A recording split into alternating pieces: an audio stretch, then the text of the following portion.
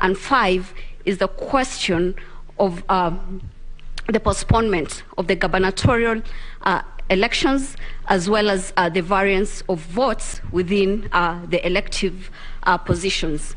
As to the mathematicals, the custodian of the numbers has demonstrated before this court this morning that there is actually no variance, and whatever variance could be explained.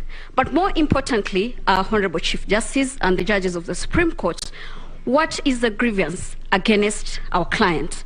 That is William Samoei Ruto and Honorable Rigathi Gachagua.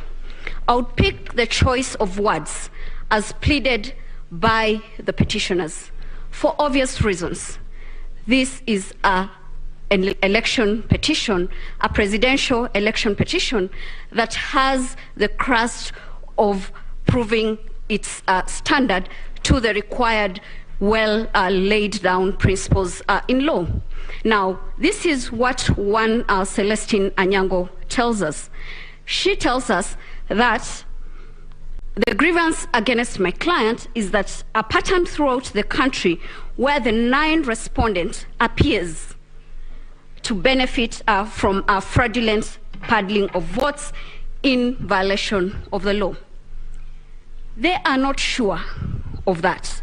They've not laid a credible, tangent evidence as to the paddling of that votes to the benefit of our clients in this respect to warrant this court to annul the elections as conducted. But what is more disturbing is the position of the Kenyan voter. As laid down by my senior counsel, Fred Ngatia, that is to be found under Article 38 of the Constitution. But more importantly, we have a history as a country. We are a country that has been privileged to legislate on each and every issue that has been litigated before these courts. We are a country that even legislates on the time between which a president should be sworn in office, for obvious reasons, because of the history that has culminated around our electoral law jurisprudence. Now, the appreciation of the cornerstone of Article 38 then would seek refuge in the Constitution of Kenya Review Commission. This court, in the famous BBI case, categorically stated the history behind our constitutional making process. I'll not wish to regurgitate the same, but I'll beg the court, when you retire to write your judgment, to adopt your paragraphs of that decision, paragraph 415 to 441 in that respect. Again, Honorable Chief Justice and members of the Supreme Court, judges of the Supreme Court, then what culminated to the Article 38 of the Constitution. In the final review, for us to get the gist of the Kenyan voter, because all that we are trying to help this court to realize is that what was the will of the Kenyan voter as expressed in Form 34A. And the Kenyan voters said what they wanted, and that is to be found under page 51 to 52 of that report. Now, coming to my submissions and Article 38 in that respect, their views were finally codified in our Constitution under Article 38 in that respect. For purposes of emphasis and so that we do not lose the trajectory of the Kenyan voter, this is what Article 38, Clause 3 says. Every adult citizen has the right without unreasonable restrictions. That is the underlying word. The Kenyan voter wants to vote without unreasonable restrictions, to vote by secret ballot in any election or referendum. What we've been told is that there has been the restrictions of postponement of gubernatorial elections. There have been the restrictions of what happened in Bomas. A Kenyan voter is not interested in that. They want their vote to be traced and traced with the precision that is required. How then do you trace the vote in that respect? Form 34A becomes crystal clear.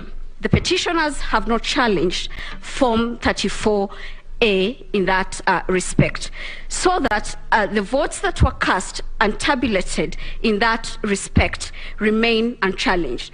And where they have challenged, we have demonstrated before this court that it is unfounded, it is based on generalization, and it is based on conjecture. It cannot stand the test of what a Kenyan voter would want. More importantly also, Honorable Chief Justice and members of the Supreme Court, is that how then do you establish other polling stations? Because the problem that we are having is that there are no agents who have demonstrated any problem with the voting at the polling station. Regulation 81 of the Election General Regulations provide what should happen after the voting has been conducted.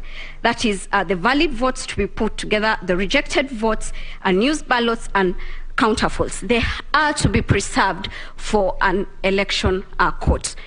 Nowhere have we been told that none of that happened, or that there was a problem with whatever happened at the polling stations. Honorable Chief Justice and judges of the Supreme Court, Justice Njoki Nugu in 2017, in her dissenting opinion, had this to say, that agents are a very important part of the electoral process. These are the agents of the different presidential candidates. Now, if they are not present to certify their role, they should then not blame any other person in that respect. We have established with our agents and filed the affidavits in that regard that indeed the Form 34As were issued to us, and it reflects what IEBC posted in the portal. The petitioners have not discharged that burden. They cannot now come back and say that they would want to challenge an election by failing to do that which they are required in law to do. What has happened? We've been told a lot of stories. We have 8 petitions, all trying to explain a lot of things. In my concluding remarks, I'll seek refuge in the Holy Book. In Proverbs 10:19, it tells us this: when words are many, sin is not absent, but he who holds his tongue is wise. They've had to use 8 petitions to say what they want to say. In those abundant words, then sin cannot be lost in that respect. It will be my humble prayer that the petitions before this honorable court be dismissed. I'll take this opportunity to welcome my learned senior, Professor Kithure Kindiki, to address you on the 6th issue. I'm most obliged.